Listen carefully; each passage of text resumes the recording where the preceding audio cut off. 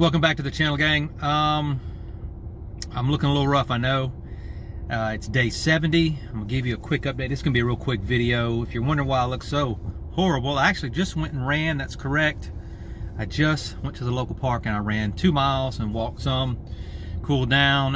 It's like, I don't know, what is the temperature outside? Hang on a second. 90 degrees. It's a little warm, and it's early in the morning. It's early in the morning. It's before lunch. But so I haven't updated since day 50, and I'm sorry I'm in the car. I'll try to remove some of this background noise, so I apologize for the audio. But so I've had some crazy challenges that have really knocked me back, and I just haven't had the energy to really do videos. My heart's not been in it, but I've been continuing with the challenge, and I'm still in it, and I had to modify heavily, and I'll tell you about that. So I'm 180. Let's give you some quick updates. So I'm 180.8. So I'm almost 19 pounds down fat wise. As you know, I haven't been able to run, so I've been doing the same workouts. But at day 50, I didn't know it at the time, but I had poison ivy, and I didn't think I was allergic to it. I have it on the property. I've never had a breakout. My children have, so I thought I was immune to it, and I didn't pick it up on the property because I haven't worked in that area. But I've been, I think I know where I picked up now. I noticed some's on the side of the road where I walk, but also there was a tree down the other day. We went out to eat at a restaurant, and we had to get out of the car and move the tree. Had shorts on, moved the tree, got to the restaurant, washed my arms up, because, you know, we were eating, and didn't think nothing about it. And a couple days later, I had a couple bumps on both legs, and I thought it was just red bugs or something. Something bit me. Maybe even deer flies, because I've been seeing those out where I walk. And I was like, that's kind of weird. I would have felt a deer fly bite me probably, but okay, no big deal. I continued for another 10 days or so to work out in the heat and take hot showers, and it started to spread. And I continued to take hot showers. Man, them hot showers sure felt good. And not knowing what it was. Well, then finally I'm like, this is not red bugs. This is not insect reaction. It's something more. And one Saturday, I guess it was probably around day 60, 62-ish, I'm not sure, I have to look at the calendar, it exploded. I worked that Saturday. I did a good outdoor walk with a weighted vest. I worked in the yard all day, lifted weights out in the yard all day, got up on the roof, did some things. So I was on the heat all day, and that night it exploded. And I've even got online, I've never seen poison ivy look this bad. I won't put the pictures up, but if you want to see the pictures, comment below, and maybe I'll do a video on how gnarly it looked, because I know some of you watch Dr. Pimple Popper and you're into that kind of nasty stuff. But that sick stuff's your bag of tea. It's not mine. So I'm not gonna show you the pictures, but I've never seen poison ivy look so bad. So from thighs down both legs, excruciating pain. I hadn't even had to take a couple days off from work. Went to the doctor, and she was like, "You think that's poison ivy?" She wasn't even sure. She'd never seen it look so bad. I mean, it was just like water, pus boils, horrible. So I don't know, but I mean, I think I got into some. And so they gave me 2 steroid creams, some steroids and some antibiotics. And I've never had an allergy to antibiotics until a couple years ago when I took some antibiotics. I broke out.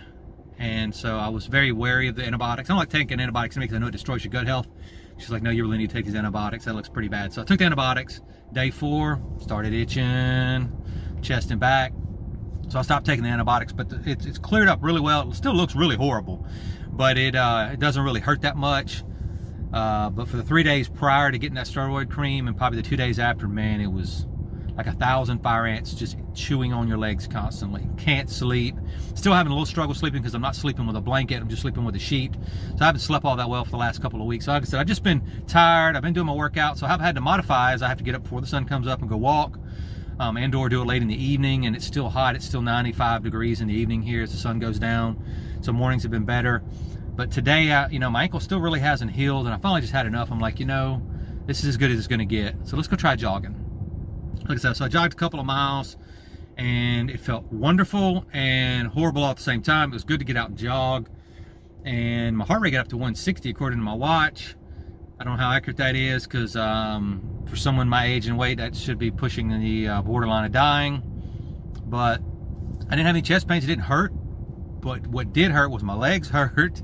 My calves did not like jogging, because I haven't jogged in 8 months, and my lungs didn't like it. I was very winded. At one point, like I said, I was up to 8 miles without stopping, just straight jogging. and just jogging those couple miles was really, it really tested me. So it just shows you endurance must be achieved and it must be maintained, said Mr. Bruce Lee. And he's true. It's absolutely true. It's absolutely right. So I think what I'm going to do in the short term, probably, and if I start jogging, I can get there pretty quick, is get to where I can do 4 miles without stopping. And I think that's a good, comfortable goal. Unless I'm prepping for a race or something, some sort of endurance challenge, I really don't need to be able to do more than that. So 4 miles comfortably is kind of my goal, and I'm going to shoot for that. But we're at day 70. We got 5 days left in this challenge, and I'm excited. I'm probably gonna, I did throw in some alternate day fasting, and I broke from that 185, 183, and then down to 180. That's helped a little bit, but I'm still eating too much in my opinion. And so I've been playing with, you know, I've been adding more chicken in and sort of maybe prioritizing protein over fat. We'll see how that goes, but I'm gonna continue this challenge.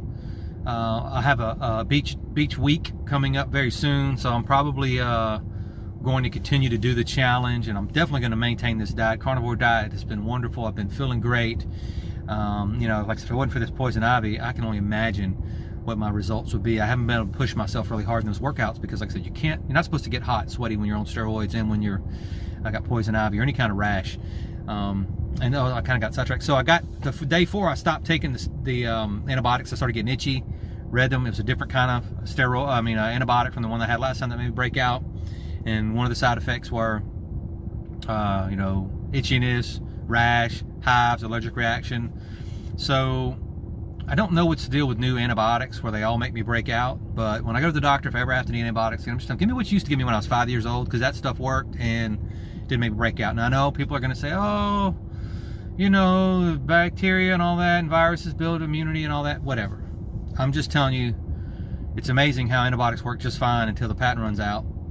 And now all of a sudden they don't work and you got to get the new one, and the new ones have all kind of side effects. Why do I say that? No reason. I'm not a doctor. I've already told you guys that. If you haven't seen my disclaimer, you know, I'm not a doctor, not a nutritionist. Follow the advice of your doctor. I don't know anything, but I can just tell you that it's interesting how when medicines become cheap and the patents run out, they don't work anymore. I don't know. They stop prescribing them. I don't know why they do that. You tell me why you think they do that. Anyway, I got off on a tangent. So the challenge has been going good. Sticking with the carnivore, rocking it.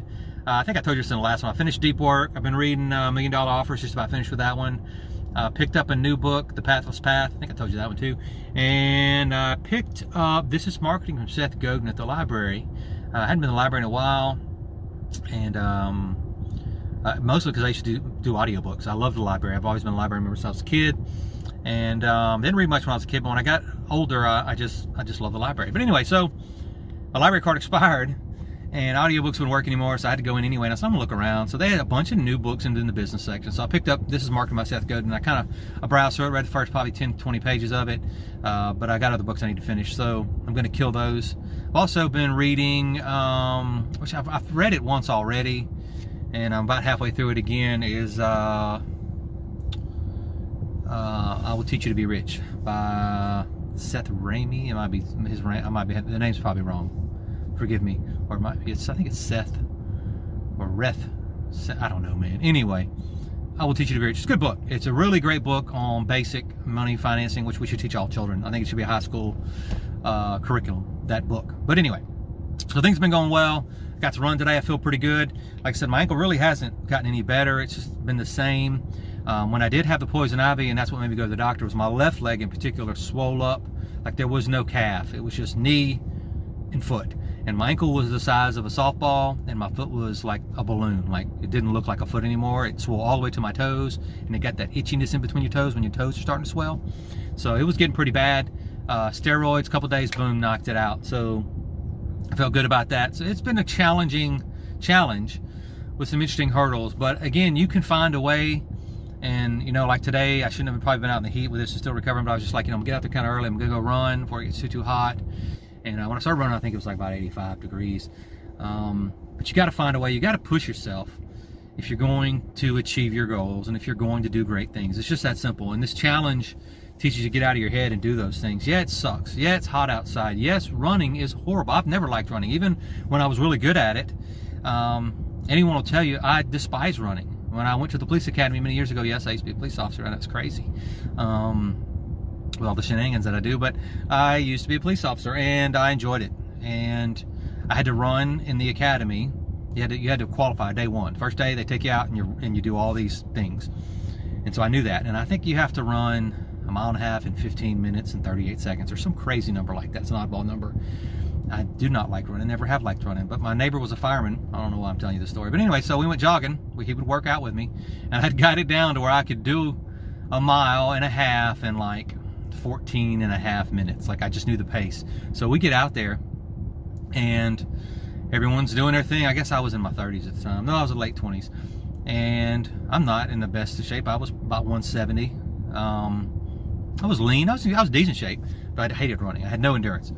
And I start my pace. Everybody else takes off running, get way ahead of me. Well, then, you know, people start falling off and walking. I'm just doing I got my pace. I knew exactly how fast I need to run to qualify. It's all I cared about. And I did it in same thing, 14 and a half, 14-ish minutes. Some people did not finish. It started out, I mean, I was dead last at one point. Everybody took off. I was just doing my jog. But I finished, some people did not. And slow and steady wins the race. So if you got a goal, whether it's this challenge or another challenge, I'm here to tell you, you can do it.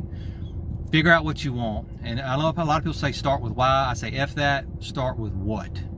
That's in business, that's in personal life, whatever. Most, I'm a business coach. That's another channel, Visa Knot Consulting. Go check it out. You can also join our Facebook group, Explosive Small Business Growth, if you have a small business and you want to grow your business.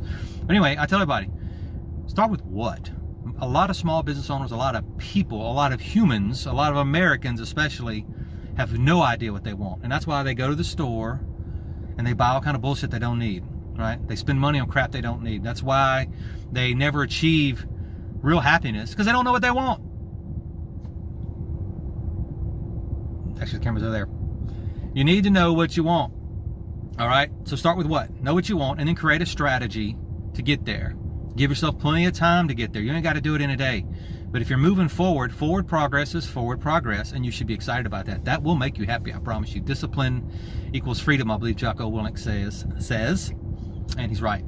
So just get up. It's not the 1,000 steps, it's the 10 small steps every day that you do. What is it, for 100 days till you get to 1,000 steps. You'll get there and you'll be excited. You'll be ecstatic, I promise you. So slow and steady is the key. That's really all the advice. We talked about books, we talked about diet. Carnivore diet's been killing it. And I'll probably start doing more carnivore content. This channel, it's just been kind of for all the catch-all stuff that I do that's not coaching. And I call it the Misadventurers. And I was obviously going to include my wife, and she just hasn't been very active in it. She actually hasn't been home in months, so I haven't seen her but for a week in the last several months. I don't even know what she looks like anymore. But anyway, so we're gonna get out and start doing some things. We're gonna start making some time. It'll be more about challenges. I'll probably sectionalize it down to challenges and diet.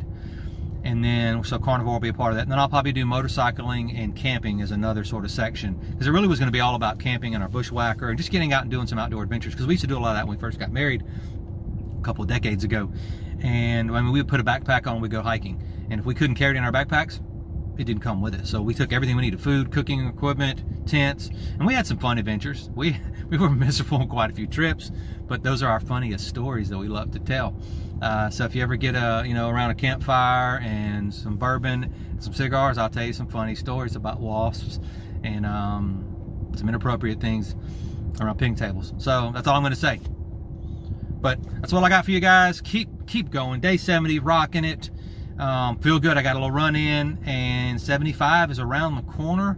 July 4th is in between there, so again, can't party July 4th, no drinking. I got friends come over tonight for a birthday party, no drinking.